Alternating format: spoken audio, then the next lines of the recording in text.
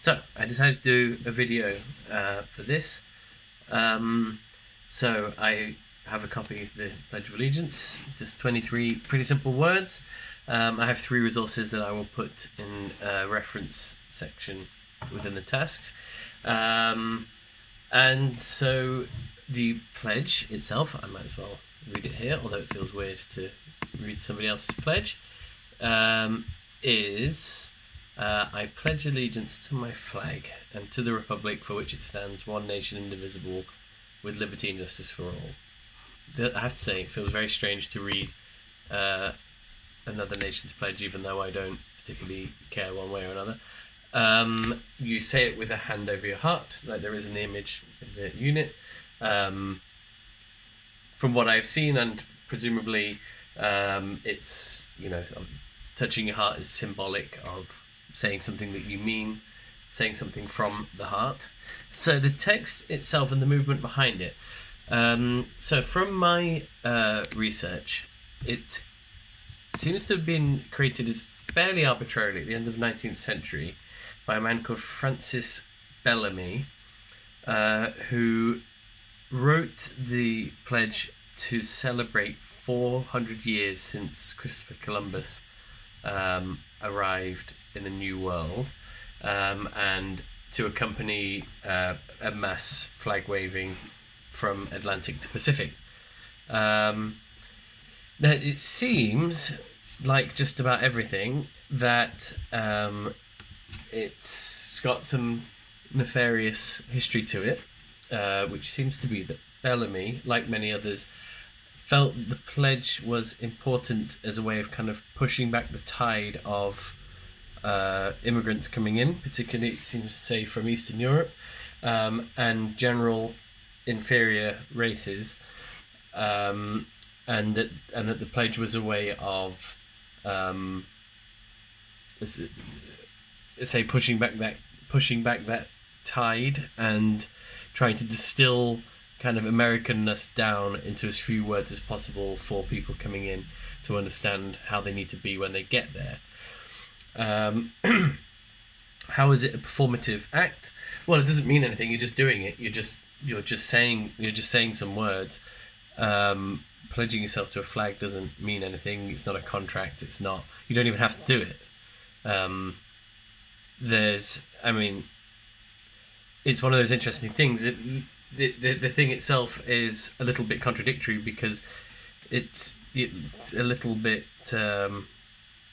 coercive to make people say a pledge of allegiance to a flag, although they don't have to, but obviously societal pressures make it difficult not to do, and even a girl was expelled from a school for not standing and doing it. The implications for daily recitation,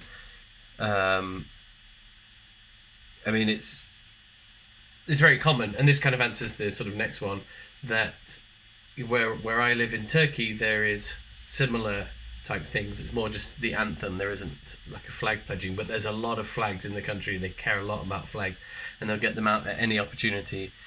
And it's the banner under which everybody moves. Any movement, communist or fascist, here they'll go under the Turkish flag.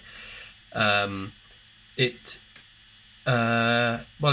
supposed to be a way of bonding people to their country, to their nation, and I think it seems to be something. I've lived in countries around the world. The countries that have it the most obviously don't really have it in England.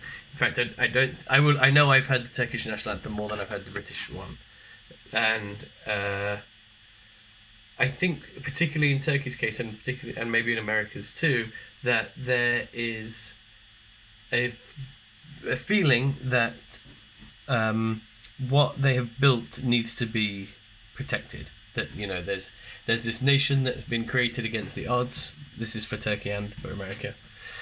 A country that's created against the odds, and the worst fear is losing it at somebody's hands, and that one of the best ways of keeping it is to ensure that the populace are loyal to the idea that this nation exists, and that's obviously represented in a flag. which itself is performative and just a manifestation of an idea or area. So yes, there is a similar act of allegiance. There is just specifically on Mondays at the beginning of a school week and on Fridays at the end of a school day.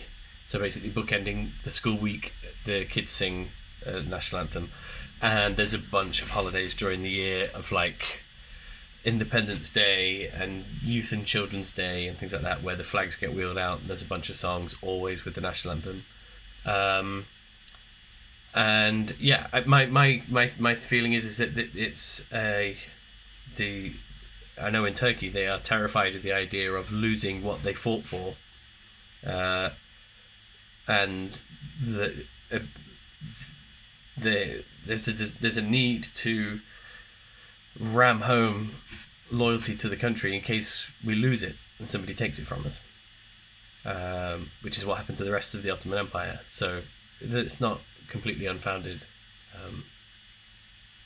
So yes, that's my video.